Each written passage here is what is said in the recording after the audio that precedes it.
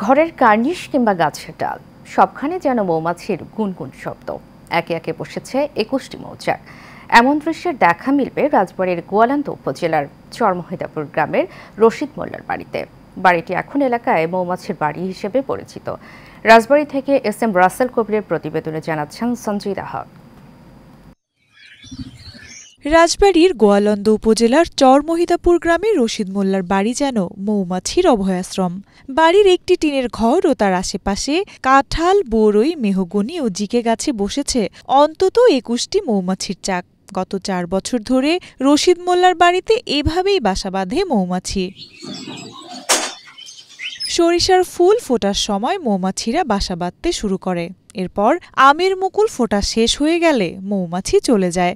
আবার ফুল ফোটার সময় হলে এসব মৌমাছিরা ঝাঁকে ঝাঁকে ফিরে আসে। মধুর মাছির চাক এরকম আমার জীবনে কখনো দেখিনি। এক জায়গা অনেকগুলি চাক, অনেক সুন্দর লাগতেছে, অনেক ভালো লাগতেছে।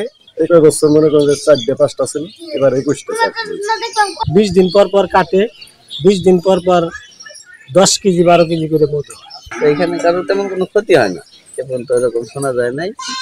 আর মধু ধরেন ন্যাচারাল মধু, এটা তো আর বলার কোনো অপেক্ষা রাখে না যে ভালো না মন্দ।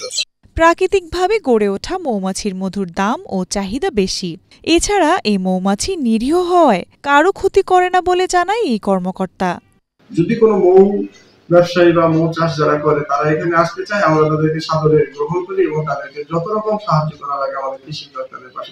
এসব চাক থেকে প্রতি মাসে মধু সংগ্রহ হয় ১২ থেকে ১৫ কেজি পর্যন্ত। সঞ্জিদা হক, এশিয়ান টেলিভিশন।